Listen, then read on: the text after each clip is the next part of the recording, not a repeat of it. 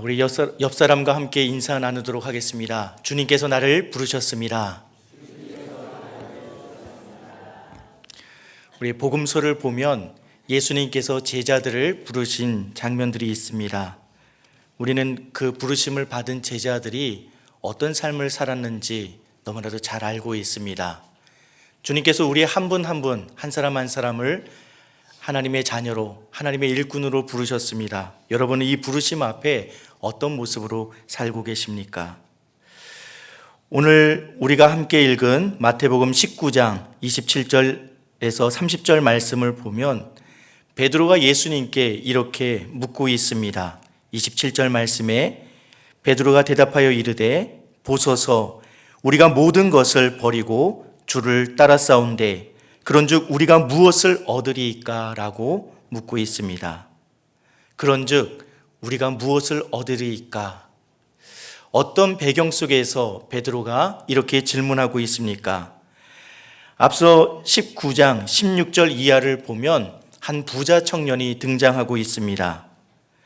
예수님께 다가와 영생을 얻을 방법에 대해 묻습니다. 예수님은 이 청년에게 말씀하십니다.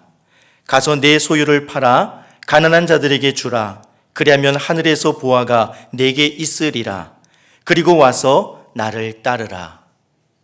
예수님의 이 부르심 앞에 이 청년은 망설입니다.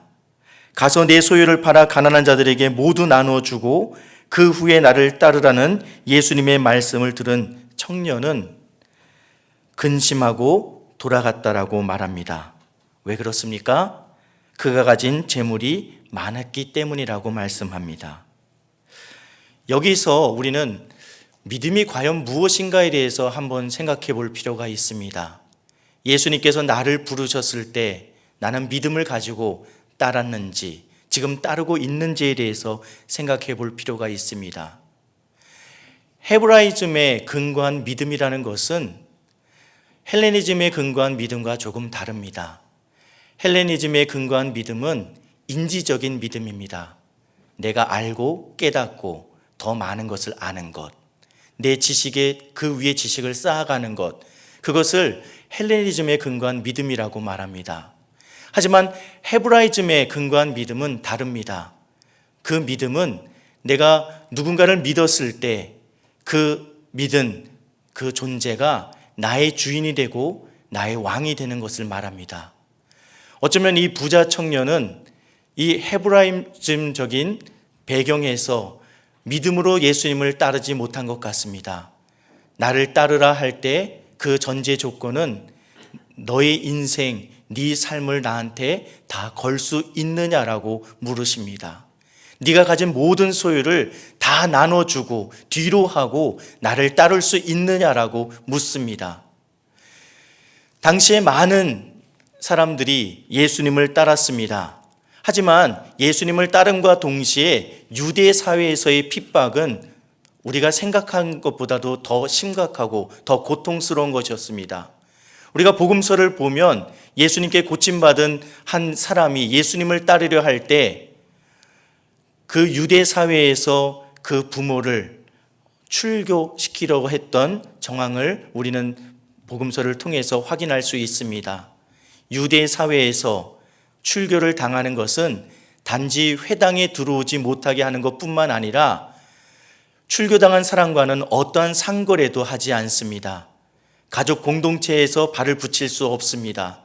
그 마을에서 살아갈 수 없게끔 만들었습니다. 그러한 조치를 취하는 것, 예수님을 믿으면, 예수님을 따르면 당하는 그가 감수해야 될 여러 가지 많은 고통스러운 상황들이 있었기 때문에 예수님이 직접적으로 이 부자 청년에게 너의 모든 것을 정리하고 나를 따르라 했을 때 그는 예수님을 믿을 수 없었고 따를 수 없었고 자신의 인생과 삶을 예수님께 맡기지 못했습니다. 우리가 처음 예수님을 믿은 그때 우리는 무엇을 포기했습니까? 우리가 예수님을 믿는다는 것은 어떤 것을 의미합니까? 예수님께서는 곧이어 이렇게 말씀하십니다.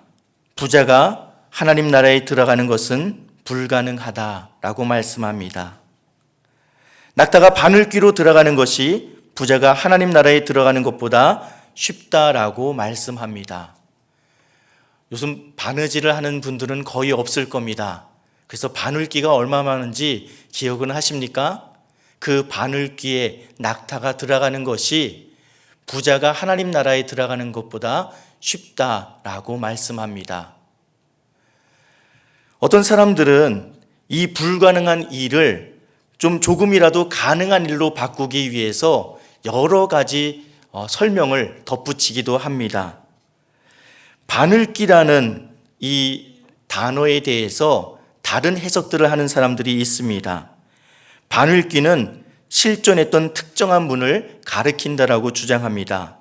어떤 한 집에 짐을 지은 낙타를 들여야 하는데 그 낙타를 집 안으로 들일 때 큰 문이 존재해서 그 큰 문을 열어서 낙타와 짐을 들이게 했다라고 합니다.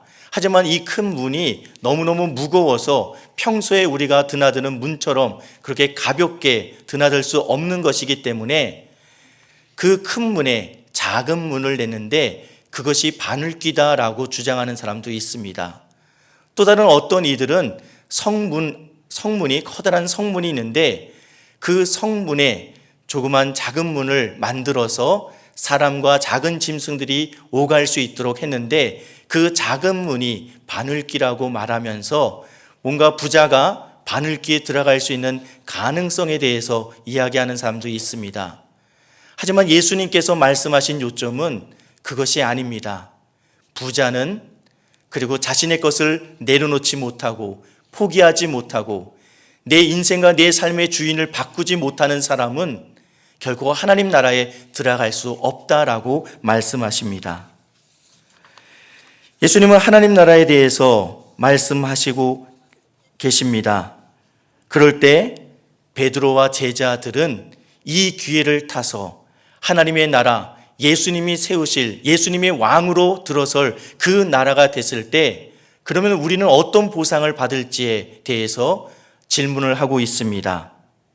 예수님, 우리는 예수님을 따르기 위해 우리가 가진 모든 것을 포기했습니다. 지금 엄청나게 고생하고 있는데 우리는 어떤 보상을 받을 수 있습니까? 라는 것이 베드로의 질문입니다. 내가 예수님을 위해서 이런 것 포기했습니다. 이 부자 청년은 율법을 잘 지키고 어릴 때부터 좋은 환경 속에서 잘 훈련받은 자이지만 결국 예수님을 따르지 못하지 않았습니까? 우리는 우리의 모든 것을 포기하고 주님의 제자가 되었습니다. 주님을 따르고 있습니다. 그러면 우리는 어떤 보상을 받을 수 있습니까? 라고 묻고 있습니다. 어쩌면 이 베드로의 질문이 저와 여러분의 질문 아닙니까? 예수님, 저는 예수님을 믿음으로 이런 것들을 포기해야 했습니다. 이런 불이익을 당해야 했습니다. 이런 것들을 감수했어야 됐습니다. 그러면 저에게 주시는 보상은 무엇입니까? 저에게 무엇을 주실 수 있습니까? 라고 하는 그 질문이 저와 여러분의 질문 아닙니까? 예수님께서는 이 베드로에게 또 제자들에게 그리고 우리들에게 모든 것을 포기하고 주님을 믿고 따른 자들에게 두 가지 보상을 주시겠다라고 확실하게 약속하고 계십니다. 첫 번째는 제자들이 받게 될 그 보상은 새 세상에서 누리게 될 신분과 지위다라고 말씀합니다. 28절 말씀 같이 한번 읽어보도록 하겠습니다. 28절 말씀입니다. 예수께서 이르시되 내가 진실로 너희에게 이르노니 세상이 새롭게 되어 인자가 자기 영광의 보좌에 앉을 때 나를 따르는 너희도 12 보좌에 앉아 이스라엘 12지파를 심판하리라. 하나님의 나라 새 세상에 대해서 예수님께서 말씀하실 때 우리는 이미와 아직이라는 이 두 단어 사이에 존재하고 있습니다. 하나님의 나라는 이미 도래했습니다. 예수님께서 세상을 새롭게 한 때가 언제입니까? 예수 그리스도의 복음이 들어온 순간입니다. 예수님께서 십자가에 못 박혀 죽으시고 부활하셔서 승천하신 순간입니다. 예수님의 복음이 심겨지는 순간 새 세상이, 하나님의 나라가 시작되었습니다. 예수님의 복음이 우리 안에 심겨지는 순간 우리의 신분과 지위는 완전히 바뀝니다. 우리는 더 이상 이 세상에 속한 죄의 노예가 아닙니다. 우리는 왕이신 하나님의 자녀입니다. 세상은 끊임없이 그들의 방법과 그들의 문화를 통해서 우리에게 굴복을 요구합니다. 자신들의 방법, 자신들의 문화를 따르라고 강요합니다.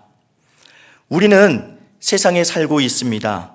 하지만 그들이 강요하는 세상의 방법으로 살지 않으므로 하나님의 말씀을 온전히 따르고 그 말씀에 순종하는 삶을 삶으로 세상의 방식, 세상 사람들의 문화가 하나님의 것에 벗어난 것이라면 그것이 잘못된 것임을, 그것이 죄임을 보여주고 선포하는 삶을 살아야 됩니다. 예수님께서는 아직 이루어지지 않은 그 하나님의 나라, 예수님의 재림과 함께 일어날 그 나라가 오면 이제는 온전히 우리가 그 나라에서 예수님과 함께 이 세상의 모든 것들을 다스리게 될 것이라고 말씀하고 있습니다. 예수님께서 우리에게 말씀하신 두 번째 보상은 제자들이 포기한 것보다 더 많은 것을 주시겠다라고 한 보상입니다. 29절 말씀입니다. 또 내 이름을 위하여 집이나 형제나 자매나 부모나 자식이나 전토를 벌인 자마다 여러 배를 받고 또 영생을 상속하리라. 예수님께서 제자들에게 포기해야 할 것이 무엇인지에 대해서도 구체적으로 말씀합니다. 바로 가족과 재산입니다. 가족과 재산을 포기하고 버린다는 것이 결코 쉬운 일은 아닙니다. 하지만 예수님은 가족과 재산을 포기하고 주를 따를 때 두 번째 보상을 주신다라고 말씀합니다. 그 두 번째 보상은 내가 포기한 것보다 더 많은 것을 주시겠다라고 하는 것입니다. 사실 가족을 버린다라는 다는 것은 완전히 관계를 끊는다라는 의미가 아닙니다. 전토를 벌인다라는 것은 우리가 살아갈 때 물질이 필요 없다라는 말씀도 아닙니다. 하지만 우리가 예수 그리스도를 믿게 되면 그분이 내 삶과 내 인생의 주인이 된다면 가족도 재산도 가족을 위해서 살아가는 것이 아니라 재산을 위해서 살아가는 것이 아니라 예수 그리스도를 위해 살기 때문에 가족을 섬기고 또 물질을 사용하게 된다라고 말씀합니다. 우리에게 주신 가족들, 우리에게 주신 물질이 우리가 의존하며 살아가는 것이 아니라 좀 어폐가 있지만 그 가족과 그 물질을 정말 주님의 영광을 드러내기 위한 도구와 수단으로, 통로로 사용할 수 있다라고 말씀하십니다.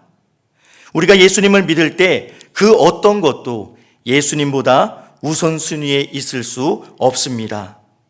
우리가 예수 그리스도를 믿는 그 순간부터 우리는 오직 예수님만을 바라보고 신뢰하며 의지하는 삶, 그분과 동행하는 삶을 살기 시작하기 때문입니다.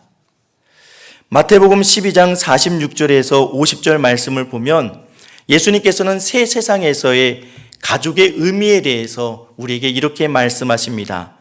마태복음 12장 46절에서 50절 말씀 함께 읽도록 하겠습니다. 함께 읽겠습니다. 예수께서 무리에게 말씀하실 때 그의 어머니와 동생들이 예수께 말하려고 밖에 섰더니 한 사람이 예수께 여짜오되 보소서 당신의 어머니와 동생들이 당신께 말하려고 밖에 서 있나이다 하니 말하던 사람에게 대답하여 이르시되 누가 내 어머니이며 내 동생들이냐 하시고 손을 내밀어 제자들을 가리켜 이르시되 나의 어머니와 나의 동생들을 보라. 누구든지 하늘에 계신 내 아버지의 뜻대로 하는 자가 내 형제요 자매요 어머니이니라 하시더라. 누가 어머니이고 동생들입니까? 하늘에 계신 내 아버지의 뜻대로 하는 자가 내 형제요 자매요 어머니라고 예수님은 말씀하십니다. 내가 친형제와 부모만이, 내 친형제와 내 부모만이 나의 가족이고 내가 반드시 챙겨야 한다는 생각을 버리라고 말씀합니다. 내가 친형제와 부모만이 나의 가족이고 내가 반드시 챙겨야 한다는 생각을 버렸을 때 우리 예수님의 새 세상에서 풍성한 기쁨을 함께 누릴 수 있는 확대된 가족을 우리는 얻게 될 것입니다. 재산을 여러 배 준다는 말, 너무나도 매력적인 말입니다. 우리가 헌금을 10,000원을 하면 10만 원, 20만 원을 준다. 이런 현실적인 수치가 있으면 얼마나 좋겠습니까? 하지만 예수님께서는 이런 의미로 우리에게 말씀하시지 않습니다. 또 어떤 이들은 내가 이만큼 하나님께 헌금을 했더니 하나님께서 이렇게 갚아주셨다라고 간증하는 사람도 있습니다. 예수님께서는 또 이렇게 우리에게 은혜를 또 보상을 해주시지도 않습니다. 예수님께서는 우리가 하나님께 모든 것을 드렸을 때 예수 그리스도를 따르는 삶을 살기 위해서 내 양손에 쥐고 있는 것을 내려놓으면 우리가 하나님을 통해서 더 많은 것을 누릴 수 있도록 해주신다라고 말씀합니다. 사도행전 2장 44절에서 47절 말씀을 함께 보도록 하겠습니다. 함께 읽겠습니다. 믿는 사람이 다 함께 있어 모든 물건을 서로 통용하고 또 재산과 소유를 팔아 각 사람의 필요를 따라 나눠주며 날마다 마음을 같이하여 성전에 모이기를 힘쓰고 집에서 떡을 떼며 기쁨과 순전한 마음으로 음식을 먹고 하나님을 찬미하며 또 온 백성에게 칭송을 받으니 주께서 구원받은 사람을 날마다 더하게 하시느니라. 아멘. 초대교회에 기적과 같은 일이 일어났습니다. 서로 내 것을 포기하고 나누기 시작했습니다. 내 손에 움켜쥐고 있을 때에는 딱 그만큼만 만족할 수 있었는데 내 움켜진 손을 펴서 손에 있는 것을 다른 사람들과 나누기 시작했을 때 모두가 함께 가슴이 따뜻해질 수 있었습니다. 모두가 충분히 먹고 충분히 나눌 수 있었습니다. 모두가 만족하고 기쁨이 충만했습니다. 더 많은 사람들이 그 기쁨을 나누는 일에 모여들기 시작했습니다. 내가 예수님을 위해서 모든 것을 내려놓았을 때 하나님께서는 우리의 현실 속에서 우리의 필요를 채워주시기도 합니다. 하지만 우리가 주님을 위해서 내 것을 내려놓을 때 우리의 내려놓음으로, 우리의 나눔으로 인해서 우리 가족만 누리던 것을 더 많은 이들이 교회 공동체가 함께 그 기쁨을, 은혜를 나눌 수 있음을 예수님께서는 말씀하고 있습니다. 우리는 예수 그리스도를 믿을 때 무엇을 포기했습니까? 내가 예수님을 믿는다라는 것은 어떤 의미입니까? 오늘 저는 청년부에서 예수님을 인격적으로 만난다는 것이 무엇이냐라고 물었습니다. 예수님을 인격적으로 만난다는 것은 그냥 내가 머리로만 예수님을 아는 것이 아니라 가슴으로 주님을 알고 고백하는 것이다라고 누군가 대답을 했습니다. 예수님께서 나를 또 여러분을 우리 모두를 주님의 사람으로 주님의 자녀로 부르셨습니다. 그리고 우리는 주님이 나의 주인이시고 내 삶과 내 인생의 모든 것을 주관하시는 분입니다 라고 고백하며 따라 나섰습니다. 예수님의 제자였던 베드로는 이 현실 속에서 받을 영광과 명예와 부귀를 원했습니다. 하지만 예수님께서는 더 크고 더 영원한 것을 그들에게 주신다라고, 우리에게 주신다라고 말씀하고 계십니다. 아직까지 주님 앞에 내려놓지 못한 부분들이 있습니까? 주님의 부르심 앞에 혹시라도 내 것을 잃게 될까봐 두려워 머뭇거리고 있지 않습니까? 주님께서 우리에게 말씀하십니다. 나를 위해 이 모든 것을 내려놓는 자에게 내가 영원한 복을 줄 것이다라고 말씀하십니다. 주님을 신뢰하십니까? 주님을 믿으십니까? 이 한 주를 살아갈 때 여전히 주님 앞에 내려놓지 못한 부분들, 내가 믿음으로 행하지 못하는 부분들 주님 앞에 맡기고 주님을 신뢰함으로 주님 앞에 한 걸음 더 다가갈 수 있는 저와 여러분 될 수 있기를 주님의 이름으로 축원합니다.